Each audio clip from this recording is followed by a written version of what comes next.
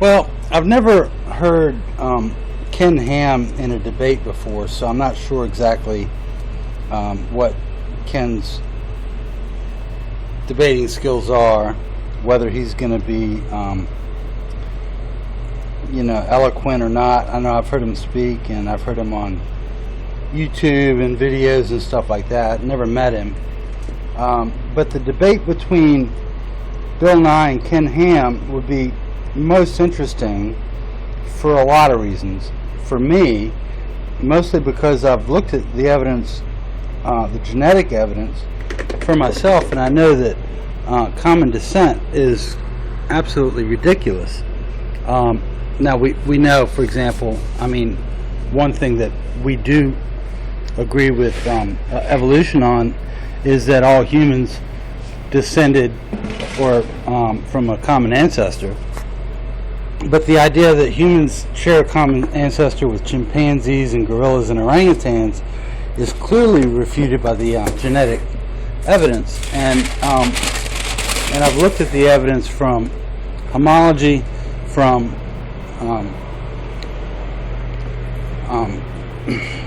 chromosomal arrangements.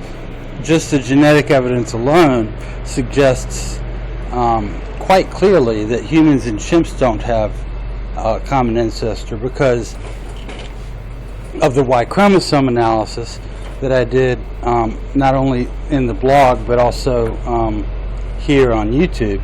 So there's really I'm just amazed that yet another evolutionist would be willing to publicly humiliate himself, because all he really has, Bill Nye, all he has is empty accusations, and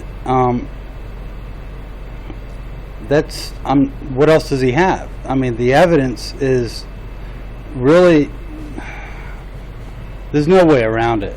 The evidence is pretty clear. For those who think the evidence is actually for evolution, either don't understand the evidence or don't understand evolution, which is actually kind of interesting, because the opposite is the accusation.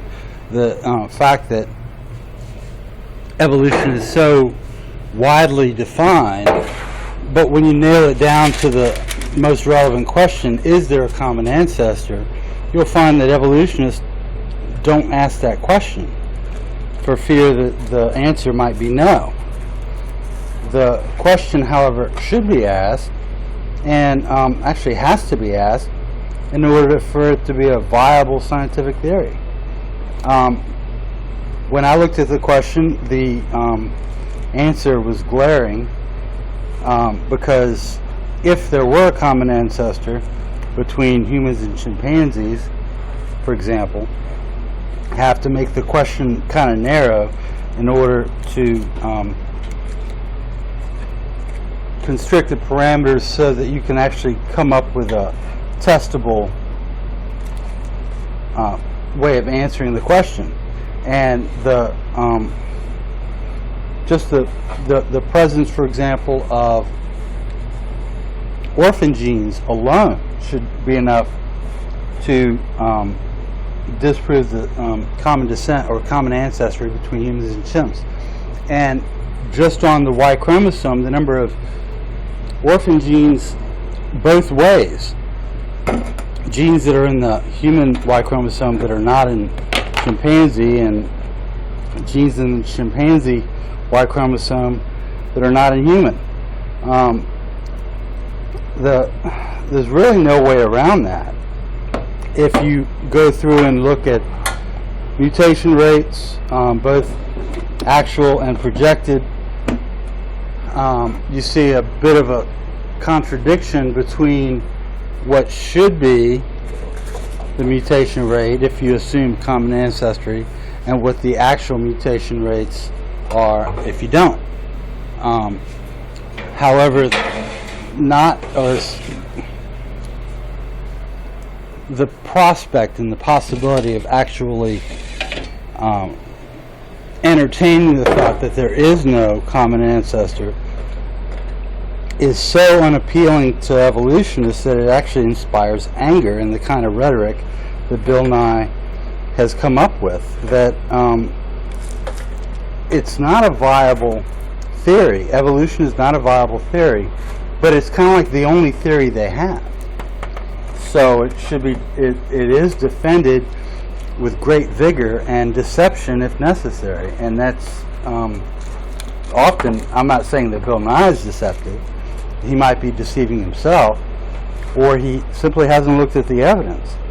As an educator, I mean, that very well could be the case. You know, hopefully he will look at the evidence, and I do encourage him to look at as much evidence as possible. And for anyone actually who's willing to ask the question. And since when is science afraid to ask questions? The question is there a common ancestor? And before you go jumping to the conclusion, yes there is, let's really take a look at it and see, and really be willing to accept a no, because that's what the evidence says. And that's about it for now. Catch you on the flip side.